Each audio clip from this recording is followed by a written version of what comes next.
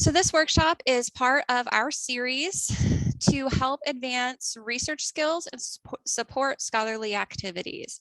It's my hope that at the end of this, participants will have learned a little bit about some of the best practices in data visualization, as well as learning maybe some new tools or just some ways to use tools you already have to make the most out of your data visualization presentations. Before we can really talk about how we visualize data, we really need to decide what data actually is. And Webster defines it with these three different definitions. First is factual information used as a basis for reasoning, discussion, or calculation. Next is information in digital form that can be transmitted or processed. And lastly is the information output by a sensing device or organ that includes both useful and irrelevant or sometimes redundant information that must be processed to be meaningful. As librarians and educators, we use data in a variety of ways, both professionally and personally.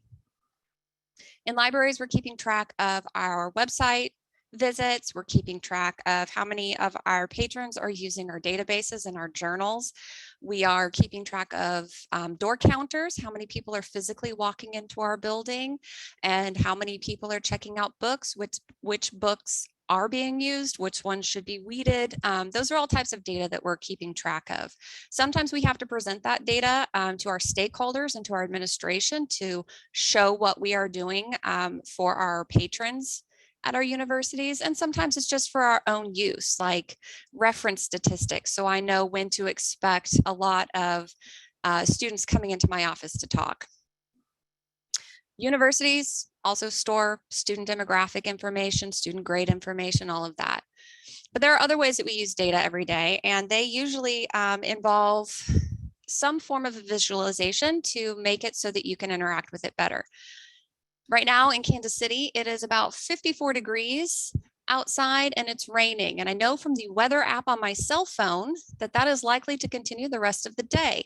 We all have devices like that are breaking down complicated data and visualizing it and putting it into a format that we can understand and we can use to make decisions about our day. A weather app that you look at is one of those things. And it's one of my favorite examples of visualizations because it changes based on where you're at, where you're located, and it updates in real time. If we were to look at the weather forecast for every area across the state of Missouri, that would be overwhelming. But by breaking it down and visualizing it in a way that I can understand that's relevant to me, I can actually use that information. Data visualization is really how we're presenting the information to people. The aim is to show sometimes complex relationships with big data sets so that you can easily understand and convey the message or tell the data story. I really like this definition of data visualization. Data visualization is the presentation of data in a pictorial or graphical format. And a data visualization tool is the software that generates this presentation.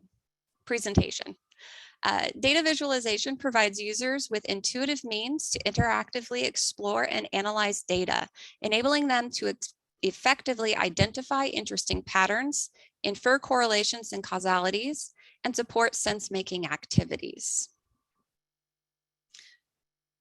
So these are my best practices in data visualization. I do not claim to be an expert in this. I just have an interest in it and I try to learn as much about it as I can. There are tons of excellent data experts, both in the data science and library science fields to look at. You also have to take into account that there are different careers and different organizations that are starting to get in on data visualization. And so best practice in data visualization is kind of ever changing and it depends on the source that you look at. I go off of kind of what I've learned, which is from library science. So my personal best practices are the first, know your audience. Who are you presenting this to and what exactly do you want them to take away from your visualization? If I'm presenting to a group of first graders at my son's school, that type of a visualization is going to look a lot different than if I'm presenting to a group of first-year comm students at my university. The next is choosing the right visual. There are lots of different options for visuals. Some of them are simple, some of them are complicated. Knowing which chart type and format to use is really crucial to effectively presenting your data. Providing the appropriate context includes the things you need to tell the story. What kinds of labels do I need? What should my title be? How much information should I provide along with an image or a graph so that my visualization is telling my audience the story that I want them to leave with? Sometimes keeping it simple is actually the best. You don't have to reinvent the wheel every time you're visualizing your data. There's no reason to make an overly complicated visualization if it's just going to be confusing to your audience. The human brain, while being an amazing thing, really loves patterns and order, and sticking to the patterns that our brains already associate with things can help your audience understand what you're trying to tell them with your visualization a lot better. So there's no need to overcomplicate it if you don't have to. And lastly, the colors matter. Color is another one of those things that helps our brain recognize the patterns and details in our data. You can use color to highlight an important piece of the data or what you want your audience to focus in on, or you could use it to show variations within your data. Heat maps are a great example of relying on color for this because you can see where the colors are more concentrated or less concentrated. Another example is a weather map. This example here, if I asked you what this is telling us, everyone knows that it's showing that red is hotter and purple and blue are colder because that is something we're used to seeing. We associate those colors with those meanings in regards to weather and temperature. I could remove the scale at the top and you would still understand what this is trying to show you. Now, if I inverted the scale and switched it, you would be very confused because that would be showing the exact opposite of what your brain is automatically going to associate it with. Oh, I forgot. This down here, this is a link which I will be happy to give to anyone. The data viz cheat sheet is something that I really enjoy looking at. This breaks down some of the best practices in a little bit more detail, and it also gives a bit of an explanation along with examples for why. Visualizations really can be anything that you want them to be if you're creative, but again, you don't always have to be that out there and creative. These are kind of some of the most common types that we use whenever we're visualizing our data. And those are bar graphs, pie charts, line graphs, scatter plots, maps or heat maps of some kind, and then graphics and images. And I'm going to go into a brief overview of how I associate these things and how they make sense to me. Bar graphs are great. They're very simple. They're things you can do in pretty much any visualization or system. And they're just showing the numerical difference between your categories. The bigger the number, the bigger the rectangle. And while this example, we may not be able to tell exactly how much was spent on romance novels, we can clearly see that every year more people are buying those than sci-fi novels. And that's one of the really great things about bar graphs is that you can have a lot of categories, you can be comparing a lot of things, you can be including time, and you can still see what's going on and you can understand it rather quickly. For me, pie charts really translate to percentages because we're converting our data to a percentage of the whole. In order to have a circle, we have to have a whole. I'm not a big fan of pie charts for this reason because I don't typically need to use percentages, but if that's something that you do need to show or that you want to show, a pie chart is a really great way to do that as long as you do it appropriately and label it the right way. It's important to keep in mind though that pie charts really don't work well for a large number of categories. This one honestly is maybe a little bit too much. You could justify it with, the differences and that all of these are in fact browsers, but ideally you're looking for, 3, maybe 4 categories in a pie chart for people to understand it the best. Line graphs are one of my favorites because for me, they mean change over time. These are very simple graphs, but they're very effective because your eye can track exactly where each point is, and if it's labeled correctly, you know exactly what your time frame is looking at. Now this example is very, very simple. It's just showing you one single category and how it has changed every day over a week. But if we wanted to, we could include diesel prices here as well, and we could have both of those showing on the same chart. You don't have to do that. You don't have to make things overly complicated. And sometimes it can get too messy and busy, but these are really, really simple tools to really express how something is changing. Scatter plots are showing the relationships between 2 variables. Each value on a scatter plot is plotted as a dot. It's represented as a dot, and we use the X and the Y axis to do that. Sometimes you can have scale included in this. So the bigger the dot, the more data, the more significant that portion is. This is typically what we're looking at whenever we're looking at research articles and plotting against the axes. The goal with these types of things is to be able to determine your trend line so that you can see kind of where your data is going and what the trends are showing with that. Maps and heat maps are things that we see a lot. Maps, we can be looking at weather maps. We can be looking at election result maps, the CDC COVID community spread maps. Those are all types of maps that we use. Sometimes they can just be states, or in this case, a little bit more granular with the counties noted. And while we may not know, I'm not sure what this one is actually showing, but we can definitely tell the variations in the colors according to the areas on the map. Heat maps look a little bit different, but they're still, basically talking about area and how things are spread out over an area. This one is a how popular is your birthday map? I may not know how many people exactly are born on September 16th every year, but I do know that it's a lot more than that are born on April 1st. So heat maps are relying on colors and the scale of the colors to show the difference between the categories. And lastly are graphics and images. And these are things kind of like infographics. I tend to make infographics a lot. I'm a visual learner and I like to learn that way. So when I'm making something for a LibGuide for my students or for my university, I tend to do it in infographic form because that's how my brain works. And I like to provide information in a variety of formats. The fun thing about infographics is that you can include other data visualizations in multiple ways and combine to tell your story a little bit better. So you don't have to rely on just one graph. You can have your pie charts. You can have this 7 out of 10 people representation with images. That's one of the things that I like about infographics. And it's important to remember, again, back to our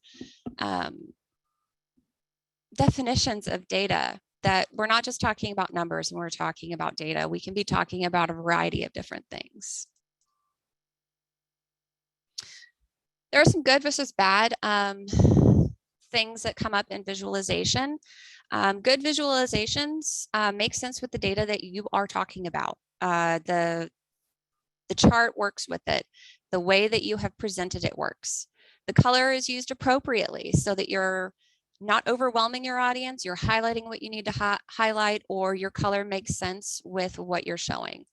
The scale and proportion of your graphs or charts are ethical, and usually what that means is we're not starting our axis on anything but 0, because that can push off our scale and make our things look disproportionate or more significant than they actually are in reality.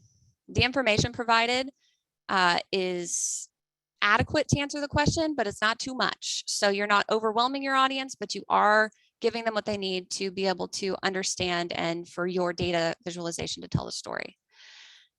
Bad visualizations are usually one of the most common things is using the wrong chart type or graph, or including maybe data that doesn't belong there. Selecting wrong color choices for your data, that can be either too much or not enough.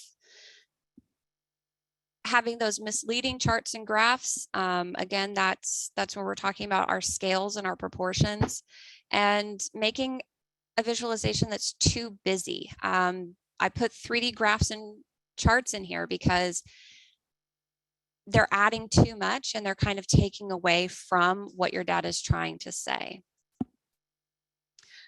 So these are some examples of bad visualizations. This one here, you know, this is a pie chart. And like I said earlier, this is way too many categories to go into a pie chart. And you can clearly see that by how we're having to label everything. This is chaotic and it's a mess.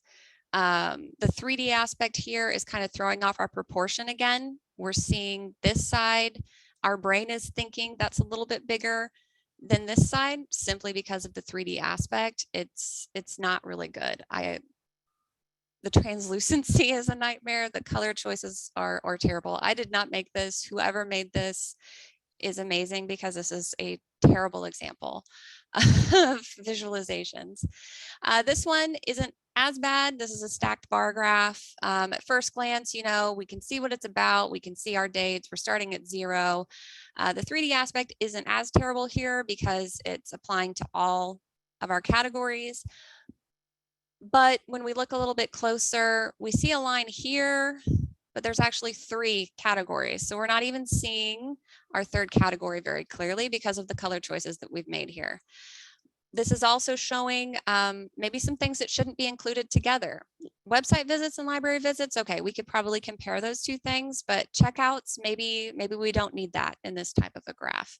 In this instance, it would probably be better as a flat graph and just comparing them side by side rather than trying to stack them, because stacking makes it a little bit more difficult to see where one starts and one stops. This one, I know it's blurry, but this is an example of throwing off the scale. If you look at this image, Indian women appear to be extremely small, significantly smaller than other women, but in reality, it's not that big of a height difference. It's because we're starting our scale at 5 foot instead of at 0.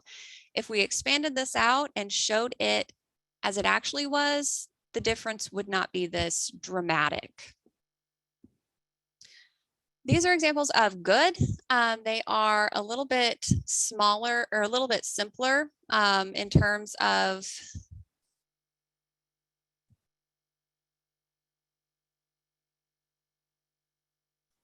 sorry, I just saw there were questions in the chat. Yes, I will answer them at the end.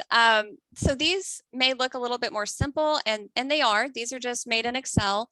But what I want to highlight is that it's easy to tell what we're looking at here, and that is the goal. The goal is always, what am I trying to say? And this graph, we're looking at the number of M&Ms in a bag. I did try to add in a bag. It wouldn't let me. So we're just missing that.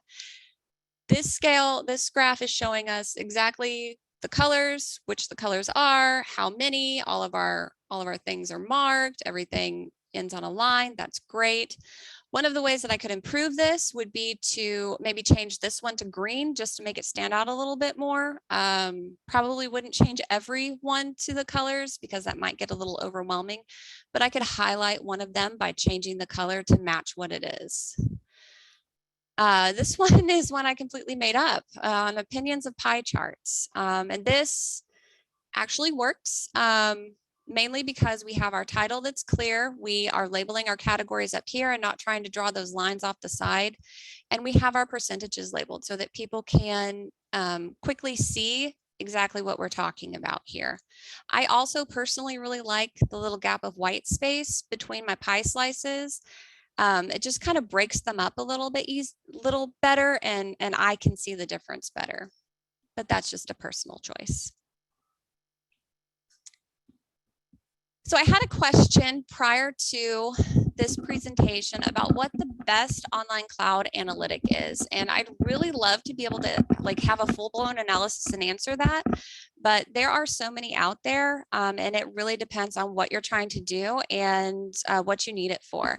There are systems out there that are all in one, you know, they're cloud storage and visualizations all in one, and it keeps your data secure and all of that. But I don't have access to those. I rely on open source. So for me, I've tried Tableau Public. Raw Graphs is another option. It's fine as well. It's not one of my favorites. And there's also Plotly, which that's more if you're really into using Python or R, or you have a little bit of a coding background, that one might be a better fit or something that you want to try. I do know that Google Charts exists. I've never tried it, and I won't pretend to know how it works. Outside of that, you know, offline, we usually have Excel, which is great. There's nothing wrong with Excel. I know we all want to play with the new tools and try the new things, but sometimes the original is actually the best. And I'll go over some of the reasons for some of that. I'm going to start by sharing. This is Tableau Basic. There is a purchase option, but Tableau Basic is the free version that you can use. And what I like about Tableau is that my visualizations are kind of interactive. And so these are things that I might make if I were going to embed them in something, like embed it in my library website so that people could interact with the data. If I'm not going to be able to interact with the data, these aren't always the best options, because this is really one of the selling points for me, is that I can hover over it and I can make it tell me what I want it to tell me, and I don't have to label everything. If you're using an online lab notebook, then these can be embedded, and those are really great there. Raw Graphs is another option that's out there that is also open source. One of the neat things about Raw Graphs is that they have their own sample data sets that you can play with, and it kind of tells you where you should start with what kind of visualization. So you can download, you can use their data. You can see all of the different types. These are a little bit more complicated visualizations than what I typically need to do. So I don't spend a lot of time using raw graphs other than to just play around with stuff. But you can choose whatever kind you want. You input the categories, and then your visualization shows up. And it can be, it's downloaded as a picture. Plotly kind of looks like this. There are a lot of different options in Plotly. You can do more basic. You have basic charts and graphs that you can make. They've got statistical ones and maps and 3D images, and it can get really complicated really fast. But if it's something that you're interested in trying out, that's definitely an option. I also included Canva on here. Now, Canva is it's a graphic design tool, not necessarily a data visualization tool, but I included it because I use it a lot to make my infographics. I also use it to make things like this. This is a measles timeline from one of the courses that I took on data and data visualization. And I wanted to include a timeline as part of telling my stories to visualize how everything happened and flowed. And Canva, I use it pretty much for everything that I want to make pretty, like this. This is an example that I put in a library guide on systematic reviews. I tried to be very visual with it because I kept getting questions about how is a systematic review different than all of the other types of reviews. So for me, I visualize things. And so that's what I did in Canva. And I have tons of things. I use it for absolutely everything, for my calendars and everything at my institution that I need to share out there.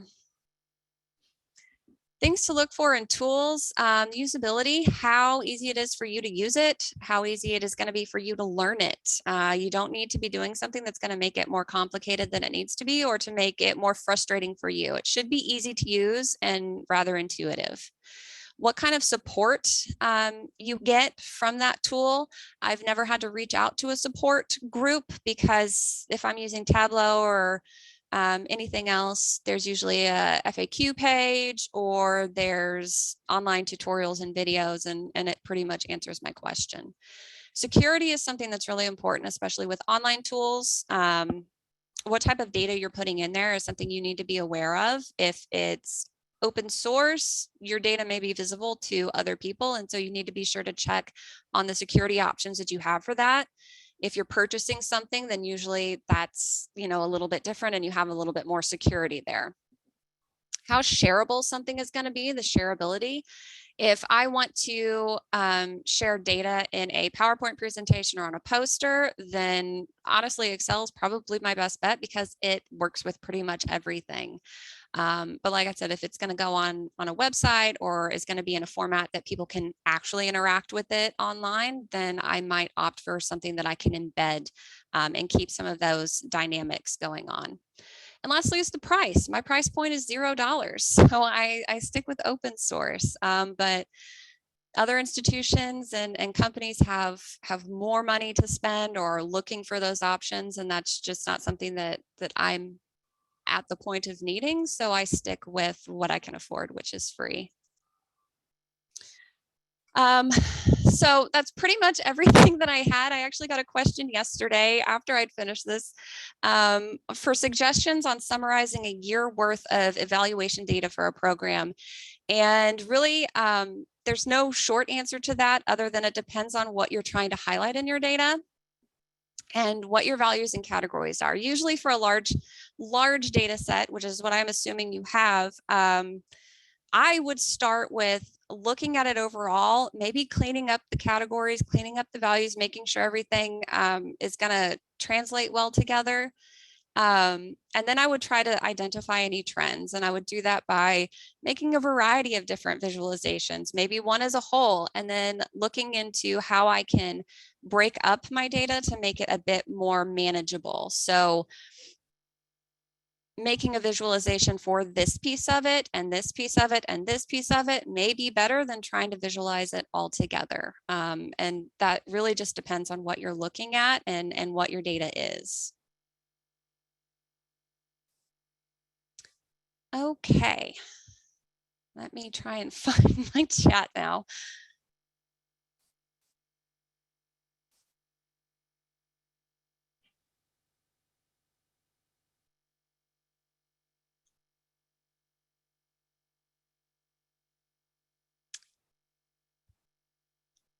How would one present such data to make the bad to a good presentation? Usually that depends. I don't know. That pie chart was definitely overwhelming.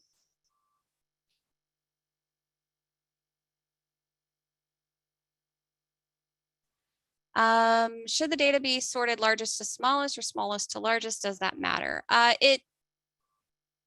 It depends on what you're doing. It's not necessary to do that unless you really want to. I don't tend to do that just because I don't want to mess with it if I don't have to. That's more work for me. If it's going to look very jumbled and scattered and difficult for me to track or for my eye to keep track of what's going on, then that may be something that you do.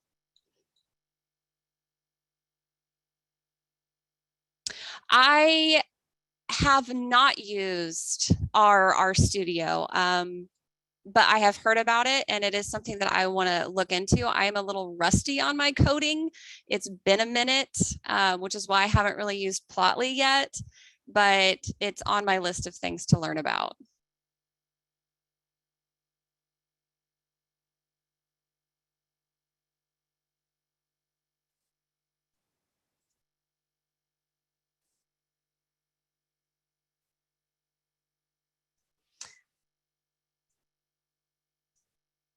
Okay, so if there are no more questions, I know we're over time. I am so sorry.